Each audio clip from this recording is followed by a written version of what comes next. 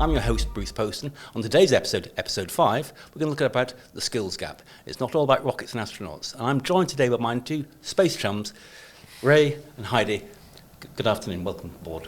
Hi there. Hi, Bruce. Today's audience we're halfway through the season now. It'd be really nice to get to hear a little bit about your own background before we get into the meat and grist of space skills. So, Heidi, tell us a little about your own work. Yeah, so I'm Heidi. I work for Space Skills Alliance. I direct it, actually, so that's a good one. We look at a lot of the skills gaps in the UK space sector. And I kind of come from an astronomy background primarily, but I've always wanted to work in space. So after going to university, studying physics, I kind of worked in astronomy looking at binary stars and how they merge and explode, and then eventually kind of found my way into the space skills side of things. So I'm looking forward to having this chat today. Thank you very much indeed. Binary stars exploding. That's a conversation we'll take offline, I think, actually. And Ray, tell us a bit about your own background. Yeah, hi, Bruce. So I'm a mechanical engineer by training, and I've been very fortunate to have a 35-year career in the space sector. So I've been all over the world working on satellites, working at launch sites, and on space robotics on the International Space Station. And recently I co-founded my company, which is called Space Specialists. So we're based in the UK, in northwest of England, in a place called Scitech Daresbury near Warrington, and also in Queensland in Australia. And we provide basically support around recruitment, getting the right people into the jobs in space, training and consultancy, and also events. And I do wear a second hat. So it's a volunteering role at the University of Manchester. It's called the Industry Advisory Board. I'm chairman, and that's the Aerospace and Space Group. And the aim is really to have an external person from industry who can guide the courses and also what's being instructed at university, but also make sure industry are ready and give their feedback and get projects together in collaboration. So we're really working quite hard with the university and industry in the UK and internationally to really make sure that the courses are fit for purpose for the future career prospects for the students in the space sector. That's fascinating. And if you had to name your favourite place to launch a rocket from? French Guiana. French Guiana. Cuisine or the weather? Both. Great stuff. Heidi, you and I first met sort of September of last year with the publication of the Space Skills Alliance report, which I thought was a staggering piece of stuff. What struck me when I read it for the first time was it's not all about magnetic boots, shiny suits and fishbowls on your head. It's very much about getting young people involved, and also the social media aspect of it, and de-spacifying it in many respects. What for you were the top highlights you found from your report? Well, we created a report called the Space Skills Roadmap 2030, which are essentially kind of 26 things we think the space industry can do over the next 5 years to actually really solidly tackle the skills gap. And I think the top thing for me, and it's a bit controversial as a kind of space podcast, we work in the space industry, but it is that stop promoting rockets and astronauts as your kind of primary thing. I say we've got a bunch of rockets on the desk. Very fine rocket, by the way. I think we all love rockets, but we know that you can be a rocket scientist and we know you can be an astronaut. I think it's like 90% of kids know that being an astronaut is a career. So actually, we need to do a lot better at promoting all the jobs and careers that are the people who are behind the rockets and astronauts, the people doing the data analysis and the software and actually building these things, being the technicians. So I think that's kind of my main takeaway. And there's a whole bunch of things that we can do to make sure that we promote all these other opportunities on social media or on kind of advertising campaigns. But I think it's something that we can all do together to make sure we actually show, look, there's more than just being an astronaut, even though that's a fantastic thing to do. In a way, we're democratising it, aren't we? Absolutely. The whole career structure. Yeah. Ray, and in the work you've been doing, so I think of you as a poacher turned gamekeeper, from having launched rockets to actually now recruiting people into industry. What sort of synergies do you see between what Heidi's been talking about and your own experiences of late? Yeah, I think it's an education piece because traditionally, we focus on the engineering, but we need to educate everybody, and it's not just the young people, but also the family structures behind the guidance, and really democratize the element of what space offers. There is a lot of ignorance out there because most people think of as you say, the rocket scientist or the shiny part, as we call it, but there are huge opportunities. And I remember hearing a comment from a young lady, and she says, yeah, but I have a passion for geography. I said, well, there's huge opportunity for geography and space, but she thought there was no opportunity. So we need to break some barriers, I think, at the early stages of our education system to allow that growth of the industry, which is literally ready for takeoff. Heidi, in an earlier episode when we talked about how to get Generation Alpha into space, and for those people who don't know, and I get my generations mixed up, Generation Alpha is those who were born in 2010, so you're 14 years old, coming to your GCSEs. Do you find that we are doing enough really to cross that gap between telling young people, children, and also your undergraduates? Are we melding it together, or is it a seismic step from being at school to being at university and then into the real world? Oh, I mean, for many people, yeah, it's going to be a big jump. But I think in terms of actually that careers piece and that actually helping people have that pathway up through school, university and beyond, I think a lot's being done, but a lot could be done better. So for a 14-year-old, a 15-year-old looking at how to work in space, one of the things they might do is go to the National Careers Service and type in space. But when you do that, actually, I think satellite engineering is on the second page. You have gardener before that, and that's absolute nonsense. Yeah, but exactly. So some really basic things, actually making sure that the right information is getting to the kids is really important. And equally, if they look at UCAS, for example, so applying for a university place or applying for apprenticeship place nowadays, and you type in space, a lot of really relevant space-related degrees don't come up because the word space isn't in the title. We need electronics engineers, but no one's saying, hey, this is a space electronics degree, but you're learning electronics and applying it to space later on. So actually some of that kind of connecting up is a really important thing to do to make sure we tackle the skills gap. And Ray, taking on that point about filling in UCAS form, I used to call it an UCA form when I did my bits, but to show my age there. But when you're in that university undergraduate environment, how much emphasis or how much opportunity is made available to people with interest? Is it just the odd little freshers club you joined on the beginning of the first week looking at rockets, or are you seeing a more cohesive development of space-oriented courses? I think it's disjointed. I think there's some pockets of expertise around the country that really do it well, but nationally I think it's a strategy that we need to fix. So, Heidi mentioned the fact about space. If you type space in, you get office space, which is a shame. So one of the key words is satellite, which goes alongside space. So that's one of the key things that we advise undergraduates to look at.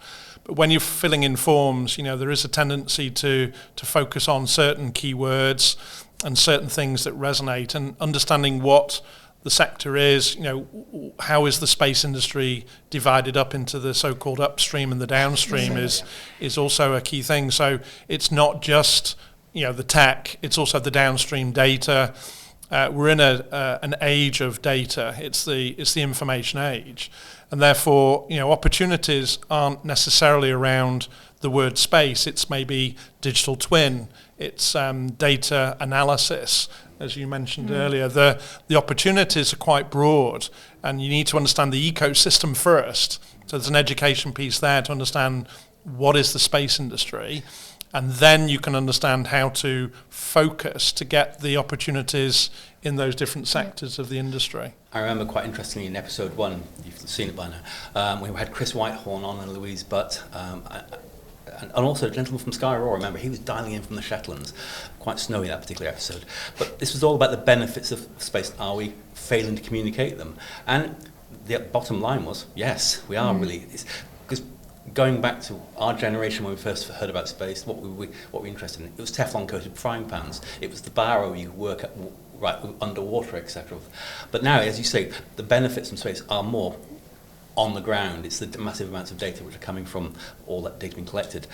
Let's talk about, though, how the UK space industry's usage is going to be growing, and as a consequence of that growth, what sectors, what do you think, if I could ask you, what are your top 3 skills you think we should be focusing on over the next 10 years?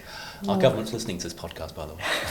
Well, I better get the right skills then. I mean, I think for us, when we've looked at all of the evidence and reports and analysis we've done, software comes out on top over and over again. Yeah. And software is quite broad, but things like data analysis and programming and software development and artificial intelligence, actually, it's a really, really important big skill, but we're competing with everyone else who wants software engineers and IT and all that sort of stuff.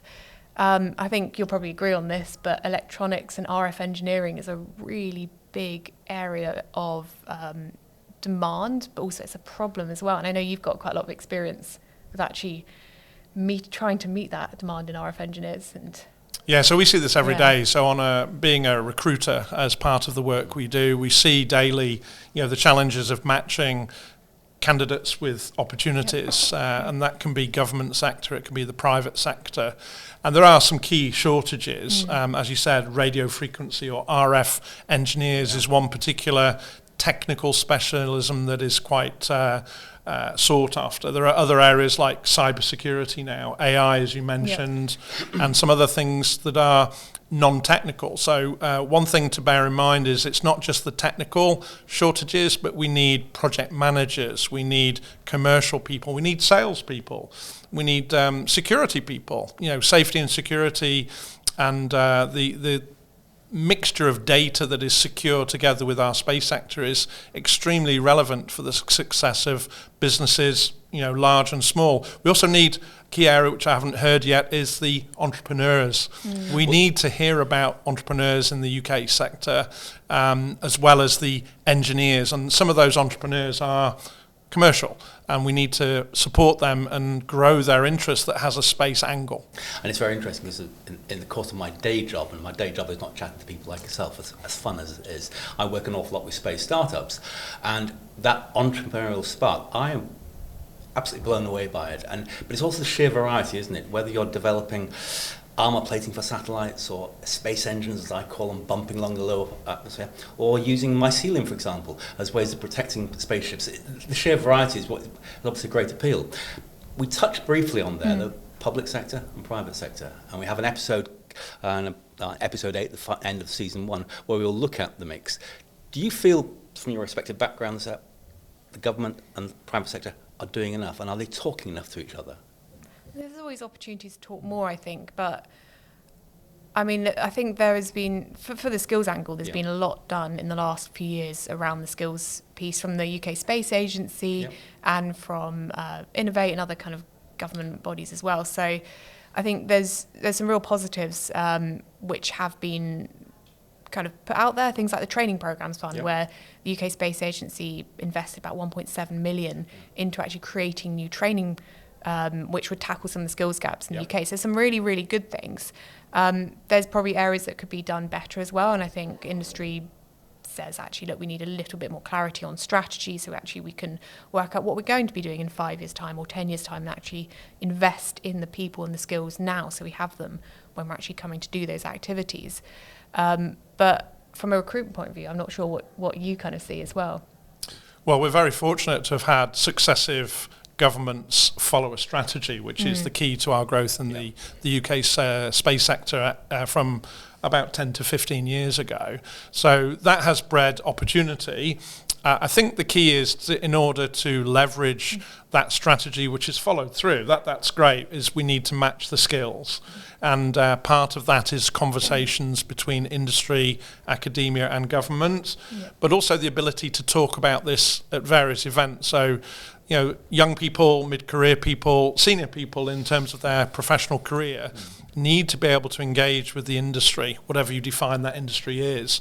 So we need to promote not just within the space sector, but we need to be talking to different sectors, automotive, as we call it, the cross-sector conversation, so medical, nuclear sectors, and also the commercial sector of the entrepreneurs. It's not just tech, it's also money, the finance sector, the commercial angle of space, because pretty much every company that we hope to work with in the future should be a space company, because space impacts all of our lives, whether you appreciate it or not. And that's also an education piece in itself. So if you're not working in space in some area, then you're effectively not competing internationally. So we need to make sure our companies, our institutions, our academic system facilitates the growth of the UK space sector to compete internationally and commercially. So part of that is an education, but also it's communication. So we need to have events that not only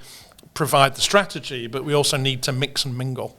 Yeah, it's interesting on the mix and mingle space. I've got this image now of people floating around holding hands, and one just went past the window down. That's rather quick. Taking on some very UK-centric focus so far, and which is good because we want to promote United Kingdom. But should we be opening I'll hesitate to say opening our borders because it's a very contentious statement, but broadening our horizons to make it more easier, more accessible for international candidates to actually work within the UK industry? Yeah, I think it's a really topical question, isn't it? From things like the Space Sector Skills Survey, when we ask companies, well, do you try and recruit from abroad, and how easy is it? Those who were trying said, actually, it's not easy. We can't do it to kind of suit our needs. Actually, the challenge that we're facing is that there's a lot of paperwork, there's a lot of cost, and actually, if we need the right person, what happens if they come to our company? Then they get a better offer a couple of years later, and off they go, and all that knowledge is gone. So that's a real challenge. I think space is international, and actually, if we can share our skills, it's going to benefit all of us. But it's a challenge for companies at the moment. I mean, you've got probably a lot of first-hand experience of this, working in many different countries. Well, I would challenge your question, actually. That's fine. By default, the space industry is international. Yeah. So from day one, we've been working in an international environment, and that's one of the opportunities also for different sectors to look at. So we've been able to, work different time zones, work different projects with international teams, and also depending on the size of the project, a project could be domestic or it could be a collaboration. Yep. So a lot of the projects are international because of the size of them, the financial and the scope of the work. And that dictates international collaboration by default. But what you're asking is how can we maybe improve the international mobility of students, but also talent.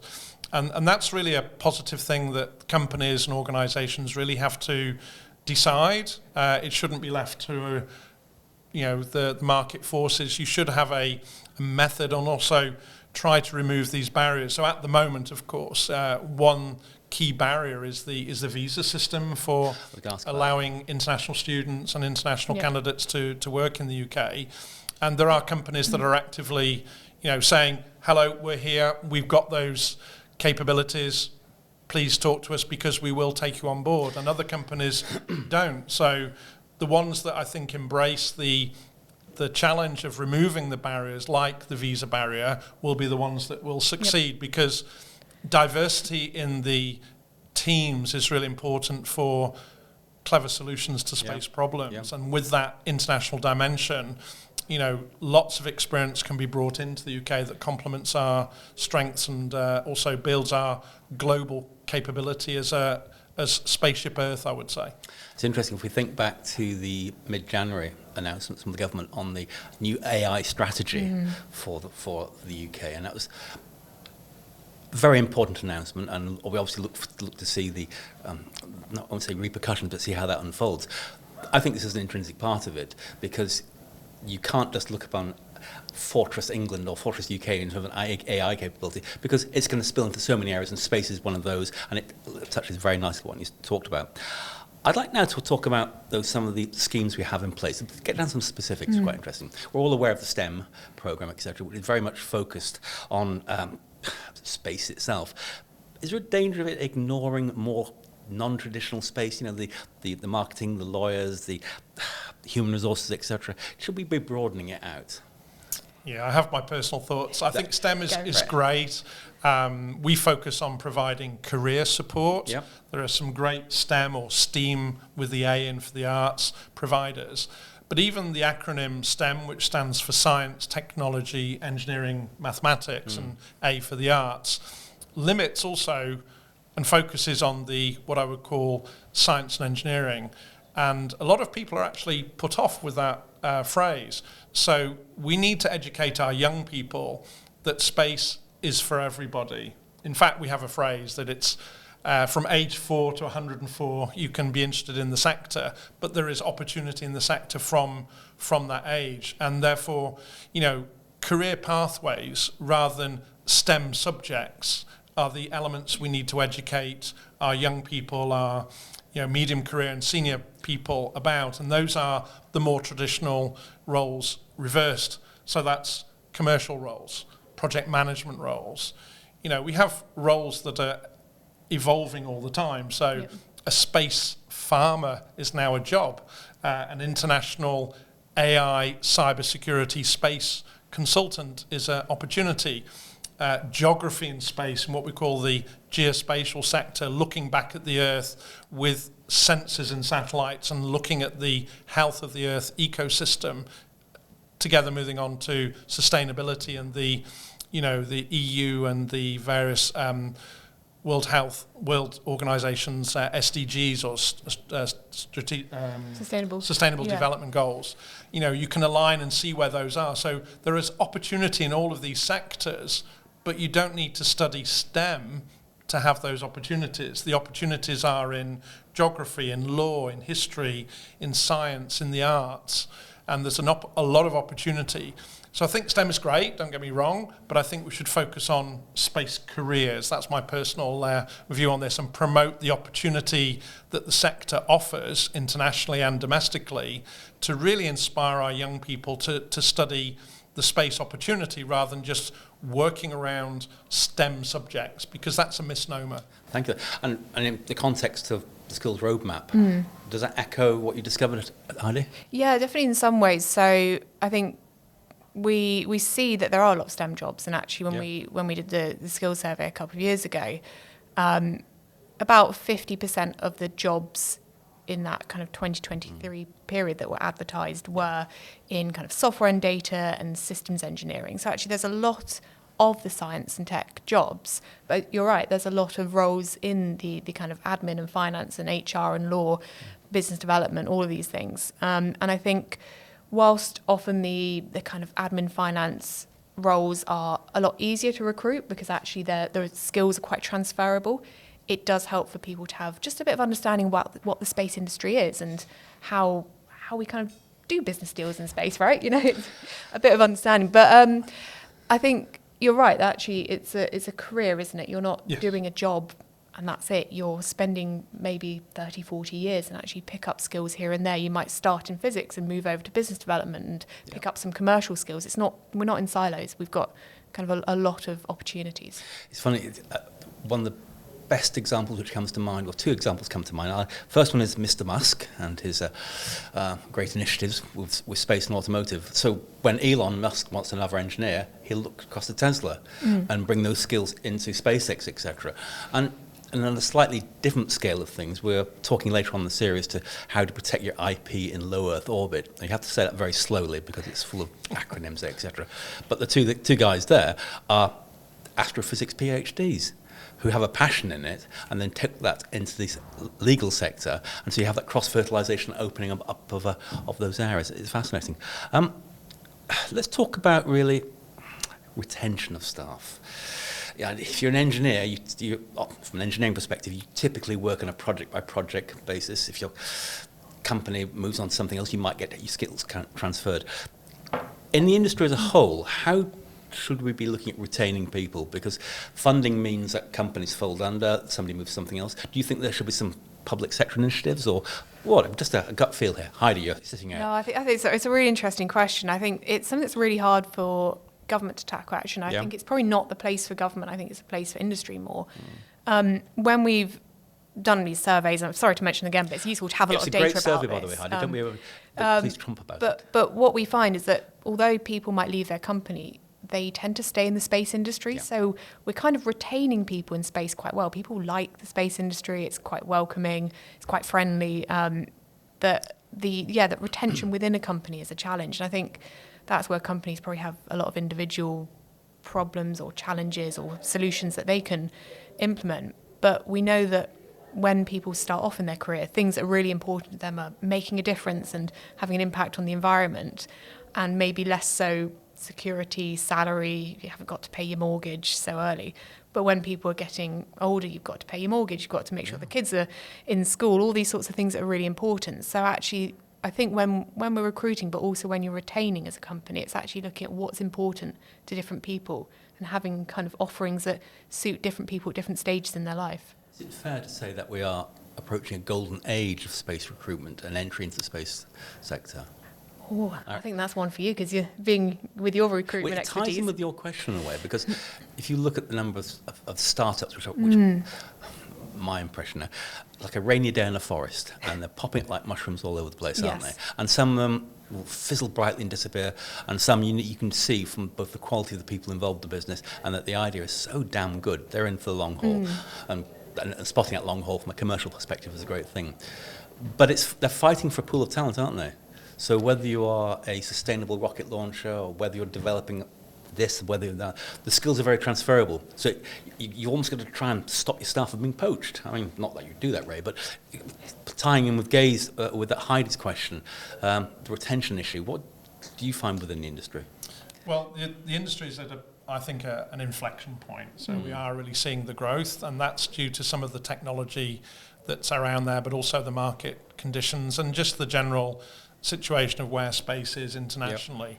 So companies, organisations have that traditional challenge of first attracting the right talent and then retaining it. So company values are really important, career structures are really important, because the candidates are really demanding quite new and I would call more flexible post-COVID. We're in a new age, and if companies don't offer attractive conditions as well as think about their target audience and their mix of staff, then they're going to be in problems, because there is such a competition for talent, and it's not just the money, it's the values of the organisation, it's also the working methods, the flexibility. It's more geared around today, I would call a package, as opposed to being purely financial. But also the ethics of the company are really important, because the young people today are really researching and trying to make sure that works. But also, you talked earlier about mobility. Actually, we encourage mobility. It's a two-way street. You need people who are able to move around the sector because it is international, but you also need to allow those people to leave and come back. So it's not necessarily a bad thing to lose some people to allow them to have the international experience, but also welcome them back. So it's maintaining a network of capability, but also attracting that talent back after they've maybe done some private or government or more what I would call industry work that is complementing their base. Or maybe they just want a different experience and a different project to work on. People move for various reasons, personal, financial, and market conditions. So I think it's a complicated question to answer, but in a nutshell, yes, I think we are at that golden age. Whether we achieve that will depend how well we critically support the sector, because there are massive other sectors competing for talent. I suppose it's interesting you're talking about I use my phrase, the circular flow of skills, people moving from company to company. And outside the space sector, that's not particularly prevalent. People will move from company to another company, and in my experience, they don't often come back to the company they've been from. That's an interesting psychological perspective, perhaps, on the way. But it is true. You mentioned earlier about the fact, the fact that we have an interesting collaborative sector. That's one key unique element that the space sector is different on to the other sectors, which are very competitive, maybe a little bit different in the way they retain or attract talent in the first place. So by its nature, what attracts people to the space sector is the collaborative nature and also almost the collegiate. It's the passion, isn't it? Not only the passion, but the fact that you can actually really explore interesting lifelong learning opportunities. But it is very cooperative, and that's cooperative in a clever way, competitive as well as being cooperative. But also it's almost limitless, because we are exploring the solar system, the galaxies and our universe, and we are learning so many new things every day, and it's just amazing, the opportunities. So that also inspires a lot of people to join our sector. The key is really trying to focus on, as you mentioned earlier, career pathways. To facilitate the growth. We need the talent, therefore we need clear signposts on how people can get onto that career pathway? So that's a very interesting point, because career pathways, when we have touched upon the traditional route. At the age of 17, you fill in your UCAS form. Thank God you don't have to do your personal statement anymore nowadays. God, yeah, AI was very useful for that, people tell me. But also, though, you're into the undergraduate program. Let's think outside of this now. What can we do about more vocational-based opportunities to get into, dare I say, modern apprenticeships in space? What are your views on that, Heidi? And did anything like that come out in the skills study? So in the skills survey, other things we've looked at, apprenticeships and vocational training, it's important, but it's often not the kind of end point of someone's education. Yep. So it's often a kind of a pathway on their way to maybe doing a master's or a PhD later. Before working co-directing Space Skills, I actually worked on apprenticeship programs, setting up space apprenticeships in Cornwall, which was really interesting. Actually, it's working with lots of small companies to try and tailor different bits of apprenticeships and HNCs, so higher national certificates and higher national diplomas, to each different company's needs. And that's a challenge, but it is important. I think what we're seeing a lot of nowadays is, as I said, students fill out their UCAS, they think, right, space, I've looked at UCAS, aerospace engineering, space pops up in that search term, off I go to aerospace engineering, off I go do X, Y, and Z. It's quite linear in that way. If we provide opportunities for students to take other paths, there'll be some really great skills that pop out of that. The technicians, the people who actually know how to fix something when it's gone wrong, rather than the theory of how to fix something when it's gone wrong. I'm sure some people hate me for saying that, but okay. often we need rocket technicians rather than rocket scientists, right? You heard that. And actually, it's a really great opportunity for people to come in from different pathways. Yep. So we had an apprentice actually who was doing mechanical engineering. He worked at a tractor factory in Cornwall. So not to fill any stereotypes, but I'm from the southwest, so I feel I can undo that. We are having pasties at lunchtime. Oh, excellent! Can't wait. But we had an apprentice building tractors, and we had a space competition at the college, and he said, well, can I be part of it? I went, yeah, that'd be fantastic. And he really couldn't, kind of, he was thinking, is there a bit of a barrier, something he couldn't quite get that. And he went, my tractor has GPS on. And he went, excellent, brilliant, that's the way I can get into it. And actually, there's so many opportunities for people to link up space with different apprenticeship programs, vocational programs, that I think they're a fantastic way to get into space. I hope you were reminded of that scene in Interstellar when the tractor's on the farm. It's like goes slightly bonkers and they're all trundling towards the house. GPS failure, but that's fine. Yeah. That's interesting. I also want to talk about skills initiatives because we talk about apprenticeships, and we'll come back to the opportunity to answer that question in a moment, Ray. Is there anything we can learn from other industries? I mean, this is inextricably all tied up. It's rather like the scene in The Lady and the Tramp, where they're eating the bowl of spaghetti outside the restaurant, aren't they? And they're sucking at separate ends, and they come to the same piece of spaghetti. You can't unravel separate strands out of this. But is there anything, top of your head, Ray, which stands out as good practice we should be bringing that into the space sector? Yeah, it's good to talk, and one danger we have noticed is that the space sector does have a tendency to talk to itself. So we need to be really importantly aware of the fact that we need to get out of the comfort zone and talk to the other sectors, because space is just another ecosystem, whether you call it about air, land, sea, underwater, underground. And that space ecosystem interacts with so many different things and facets. So there is a big phrase, cross-sector, and this is where different industries, for example, medical, automotive, nuclear, and different elements of those sectors can contribute to the space industry. So in order to grow, we need to be able to take talent from these complementary sectors and show the win-win, because the transfer of knowledge from these sectors is the key to the growth of our sector. So one thing is language. We need to remove the barrier of abbreviations and language and make sure we clearly enunciate what we mean. So that's one is communication and language. But secondly, we need to also understand we don't need to invent the wheel. So what did the automotive sector do to grow? What did the telephone and mobile phone sector do back in the 80s and the 90s to grow? So it's understanding how those sectors manage that or manage currently and attract talent, that we can not reinvent the wheel but learn those lessons already. But the key thing is dialogue. So these sectors have to communicate, and they also have to interrelate, because the talent is now transferable. Yeah. So, people working on, for example, battery management systems in the automotive sector are highly relevant for the space sector. Yeah. The algorithms used to autonomously control, robot factories are just as valid to control swarms of small satellites in space.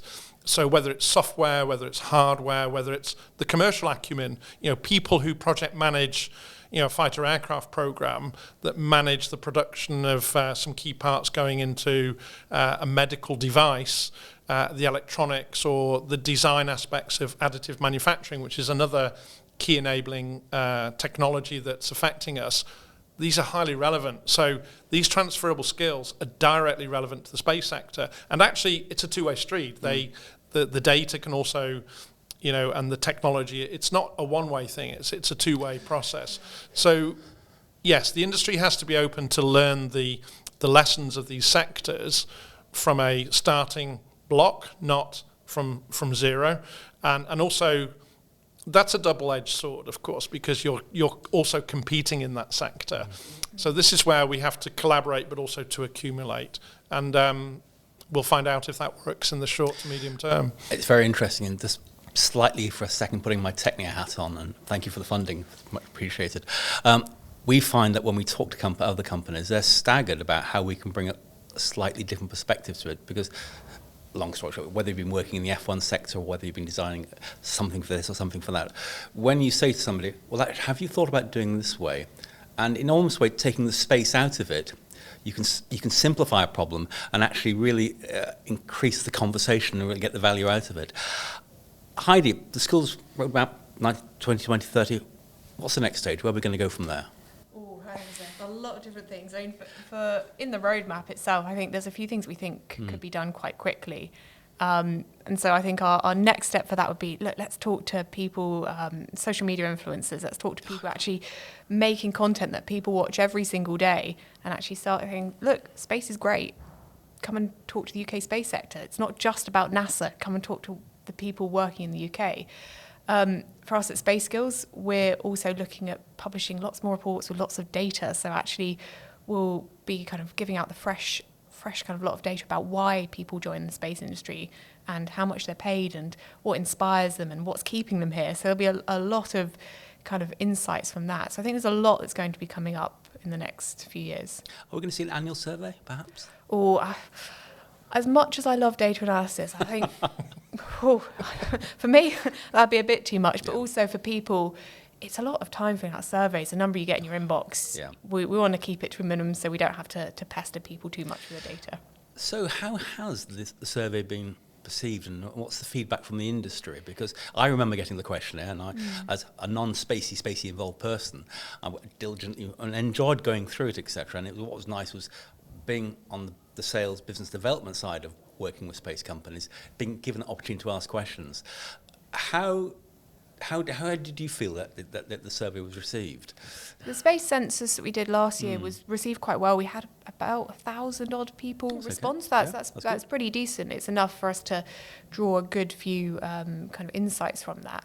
And actually, it's really helpful for just things like monitoring pay in the sector. Yeah. You can kind of get snippets by looking at job adverts or Glassdoor, but actually collecting 1,000 salaries and looking at, okay, well, what were the 1,000 salaries a few years ago? Yeah. Is space actually kind of growing in line with inflation? Are salaries going up? Are they going down? Are we facing any specific challenges? And actually, we can see that salaries in things like electronics and RF, radio frequency engineering, are quite high. And so for us, we go, is that kind of pointing towards the fact that there's a lot of demand, or they can't find people? I was going to say that, and is there a gap? So they're saying, right, okay, we'll give you a little bit of a boost, try and attract people either from kind of other countries or from other sectors to work in space. It's some really kind of useful kind of snippets of information that we can draw from that. And is the aspiration that academia, public sector, commercial organisations cooperate with you far more closely? Because it's the first time we had the survey, and obviously it's a bit of a landmark, I think. Yeah, it's always great when they do collaborate, and actually we're doing really good space work and a lot of space academics, and we want to make sure that their voices are heard in all of this data. Otherwise, we miss out a huge chunk of people doing some really cool stuff. Oh, cool. Well, we're coming to the end of this particular episode, and I have to say, I always think of these conversations. You bump into 3 people at an international airport, your flight's been cancelled, and you're sitting there having your pint of lager or your drink of choice, and you could want it to go on and on and on, then your flight gets called for. If I could ask each of you just one thing, what burns under your fingernails, gets you annoyed, gets you excited, and you'd like to change about how, in your particular roles, you're working in the space sector? Ray? Interesting. I think it's capitalising on that innate interest in the space sector and making sure that we have, in my personal opinion, champions that are able to communicate the opportunity that is literally, for, as I said before, opportunity from 4 to 104. Yep. So there is so much interest, not just in people, in young people, people that are already in their mid-career or senior parts of their career. Some people are consultants, but also just the family are interested in talking about this, watching amazing developments on TV. Just this next week, we're going to have some, fabulous history-making steps again with new launches, new opportunities, with really a game changer of being able to access space.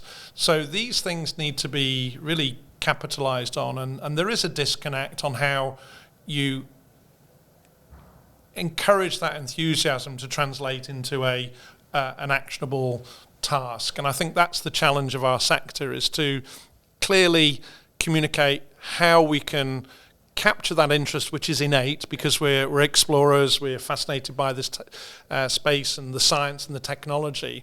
But how do we channel that to really help people make critical decisions at the right time?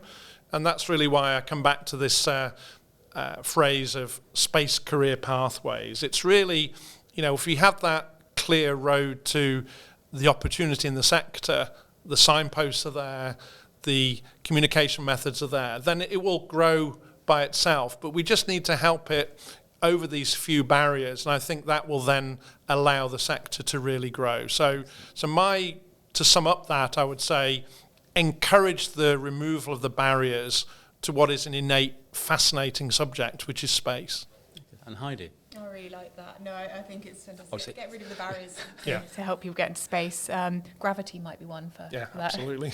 But I think for me, in terms of, you kind of said, well, what kind of annoys you a little bit, and what do you want to change? I mean, it goes back to the point of, it's not just rockets and astronauts. Yeah. There is so much more. There is, obviously they're fantastic. They're good kind of ways of getting people interested and excited. But actually, let's use that to say, hey, look, we are doing farming in space, or we're looking at how we develop new medicines to tackle cancer using microgravity to kind of test those things out. Let's talk about things that are really relevant to people in their daily lives. Otherwise, space runs the risk of being something that is just done by billionaires and launching for fun. Actually, it's something that impacts everyone's lives. So let's try and make sure that people are aware of that, and people know that space is something that's welcoming for them to be in. It's really interesting you made reference to billionaires. I mean, when I came up with the idea for liftoff, one of my key points is space isn't about billionaires catching rockets coming back. It's so much more than that. This has been a fascinating conversation. I really have enjoyed it, and I hope you, with the liftoff space community, will have enjoyed this as well. We're coming to the end of this particular episode now, and I'd just like to thank you all. We're coming to the end of the season very, very soon, a couple more episodes. So remember to like, subscribe and ring the bell for more episodes. For those of you who are subscribing, you'll be going into the liftoff competition, where if you do have that bright idea on a Friday night, we can help you at Technia to take you up the TRL ladder. So it's Bruce, my space chums Ray and Heidi. Thank you both very, very much indeed for a fascinating conversation. Thanks, Bruce. Thank you. Cheers.